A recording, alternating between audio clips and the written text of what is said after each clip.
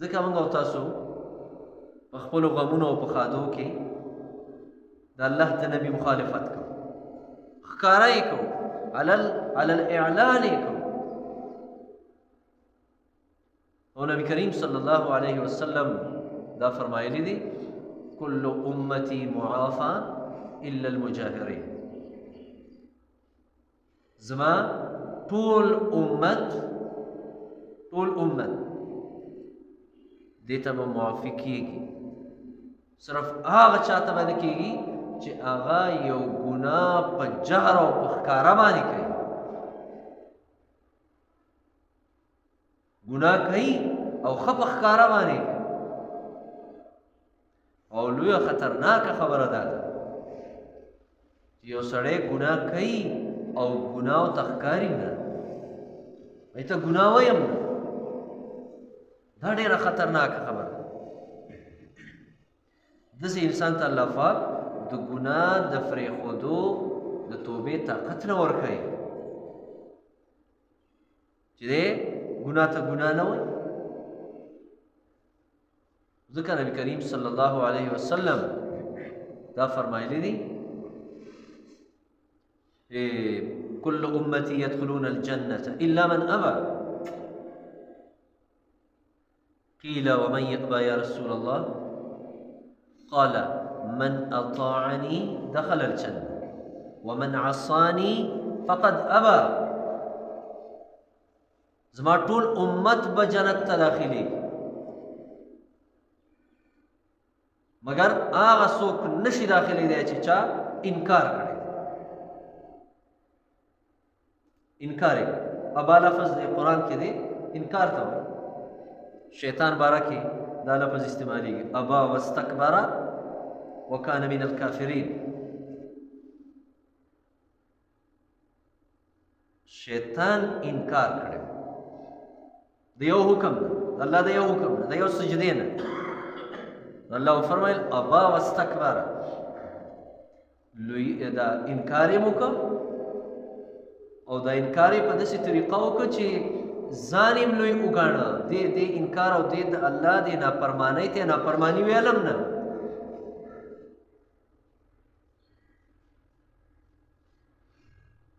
صحابه کرامو دا خبره ډېره عجیبه غونته واغسته چې داسې به هم څوک چې هغه به انکار کړي. ځکه یې وفرمایل قیل ومن یأبى یا رسول الله، څوک دی او داسې به څوک چې هغه به انکار وکړي یا رسول الله. نبی کریم صلی الله علیه وسلم ورته وفرمایل من اطاعنی دخل الجنه، چا چې په هر کار کې زما اطاعت وکړه دی به جنت کې داخل. اطاعت په دې ځان پوه کوي دا ګوره صرف مونځ کې نه دی، دا په ټول ژوند کې دی. اطاعت صرف دې ته نه وایي چې ما جامې اغوستې دي. اطاعت صرف دې ته نه وایي چې ما خولۍ په سر کړې او پټکې مې په سر کړې او زما په جیب کې غاټ مسواک هم پروت دی. د الله د نبي اطاعت دا ستا په ژوند کې چې هره مرحله په تا باندې راځي، هر یو عمل چې په تا باندې راځي او په هغې کې د الله د نبي طریقه ومنې دې ته اطاعت، دې ته اطاعت رسول وایي. او وی فرمایل ومن عصانی فقد ابا، چا چې په یو کار کې زما نافرماني وکړه دې انسان انکار. او چې انکار یې وکړه نو د انکار والا به کوم ځای ته ځي؟ لومبنۍ جملې دا به جهنم ته ځي. ځکه الله قرآن مجید کې موږ او تاسو ته دا فرمایلی دی. د دې صورت وروسته یو آیات دی الله فرمایي قل اطیعوا الله و اطیعوا الرسول. یا پیغمبره دې خلکو ته دا ووایه چې د الله اطاعت وکړئ، د الله حکمونه هغه عملي کوئ او د الله د رسول اطاعت وکړئ، د هغه په خبرو پسې روان شئ. فإن تولوا فإنما عليه ما حمل وعليكم ما حملتم. که تاسو د الله د رسول او او د الله د حکم نه نافرمانی کوئ د هغې کار کوئ نو زما په نبي باندې همغه څه دي چې کوم د ده په غاړه دي هغه دا چې دی به تاسو ته دعوت درکوي دی به تاسو ته د الله حکم واضح کوي هغې تبلیغ به درته کوي او په تاسو باندې هغه څه دي کوم بوج چې الله په تاسو اچولی دی او هغه دا دی چې دا نبي درته څه وایي د دې د منلو او د دې د عملي کولو بوج هم په تاسو دی نو که عملي کوي نه او دغه بوج نه اوچتې نو دا دی چې بیا به ګمراهۍ طرف ته ځي د الله د نبي د نافرمانۍ طرف ته به ځي د انکار طرف ته به ځي او دې آیات کې الله پاک یو ډېره کلکه او مضبوطه جمله فرمایلې ده فرمایي وان تطیعوه تهتدوا دا یو دوه لفظونه دي و په دې کې ټول دین پروت دی وان تطیعوه تهتدوا دې کې ټول دین دی بس دا جمله دا د ټول دین د عملي کولو جمله ده الله فرمایي که د پیغمبر خبره ومنله او د ده طریقه ومنله نو تاسو به په هدایت باندې شئ تاسو به په سمه لار شئ مولوي صاحب له ځای ورکړه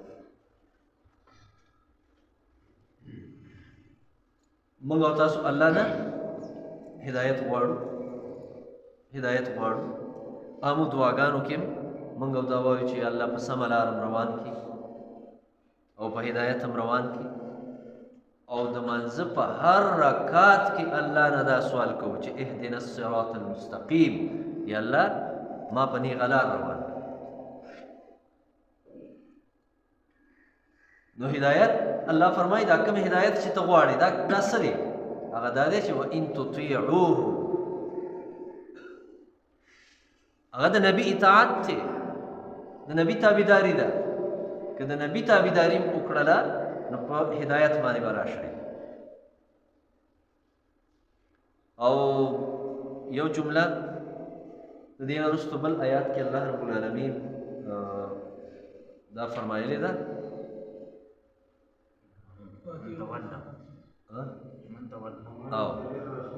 او دا دې نه وروسته ده هغه دا جمله ده چې الله رب العالمین فرمایي فليحذر الذين يخالفون عن امره ان تصيبهم فتنه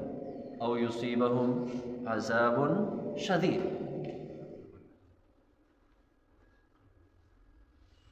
الله فرمایي هغه خلق دی ویریږي ځان دی وساتي يخالفون عن امره چې هغوی د الله د نبي د کار نه او د هغه د حکم د هغه د طریقې مخالفت کوي چې دې خلکو ته به دنیا کې عذاب رسي